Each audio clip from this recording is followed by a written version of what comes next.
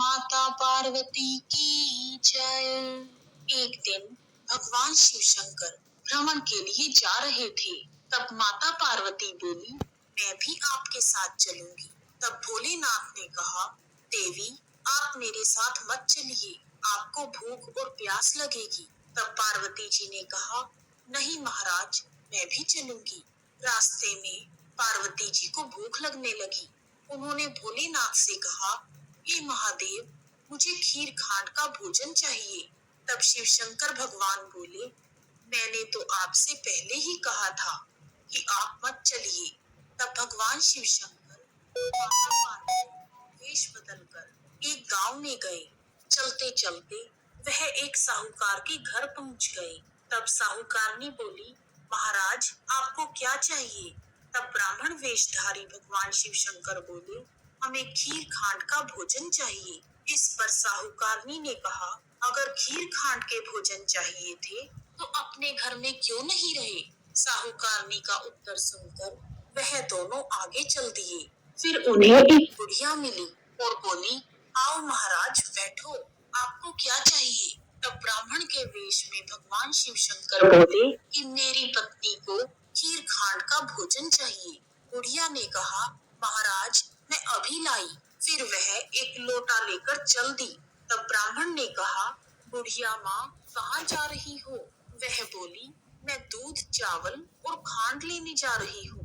तब ब्राह्मण ने कहा, बुढ़िया माँ अपने घर में देख, दूध के टोकने भरे हुए हैं, चावल की परात भरी है और खांड की बोरी भी है। फिर बुढ़िया घर के अंदर गई और उसने देखा कि दूध चावल और खांड सब कुछ है। फिर उसने खुशी खुशी खीर बनाई और भगवान शिव शंकर और माता पार्वती को जिमा दिया। उनके खाने के बाद बुढ़िया ने कहा, मैं इस बची हुई खीर का क्या करूं? मेरा तो कोई भी नहीं है। तब ब्राह्मण बोले, बुढ़िया माँ आंखें बंद करो। बुढ़िया ने आंखें बंद कर ली। फिर उन्होंने कहा, अब आंखें खोल लो। बुढ़िया ने आंख खोलकर देखा तो उसका पूरा परिवार हो गया। अब बुढ़िया बोली, महाराज मैं इन्हें कहाँ रखूं?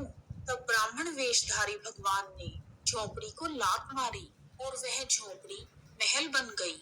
यह देखकर बुढ़िया बहुत खुश हुई और वह खीर के कटोरे भर भर के बांटने लगी। जब वह खीर देने साहूकारनी के घर गई तो साहूकारनी बोली, तेरे घर में खीर कहाँ से आई? तब बुढ़िया ने कहा, मेरे यहाँ खीर खांड का भोजन करने एक ब्राह्मण और ब्राह्मणी आए थे, उन्हीं के प्रताप से यह सब हुआ है। तब साहूकारनी ने कहा, मेरा धन तेरे घर कैसे आ गया? मेरे पास तो कुछ भी नहीं रहा, कहाँ है वह ब्राह्मण और ब्राह्मणी? तब बुढ़िया माँ ने कहा, वह दोनों अभी मेरे घर से निकले हैं। फिर साहूकारनी भागी भागी उनको ढूंढने लगी। रास्ते में उसने उन दोनों ब्राह्मण और ब्राह्मणी को देखा और बोली, मोड़ा मोड़ी ठहरियो, मेरा धन उस बुढ़िया को क्यों दे गए? तब ब्राह्मण वेशधारी महादेव बोले, तूने ना करी, तेरे ना हो गई। उसने हाँ करी, उसके यहाँ हाँ हो गई। मैंने तो ना तेरा उठाया और ना ही किसी को दिया।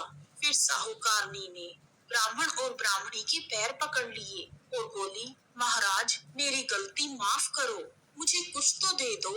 साहूकारनी के इतना कहते ही ब्राह्मण और ब्राह्मणी बने हुए भगवान और माता पार्वती अपने असली वेश में आ गए और बोले, तेरे घीलड़ी में घी रहेगा, तेलड़ी में तेल रहेगा, काम तेरा रुके ना और धन तेरा जुड़े ना।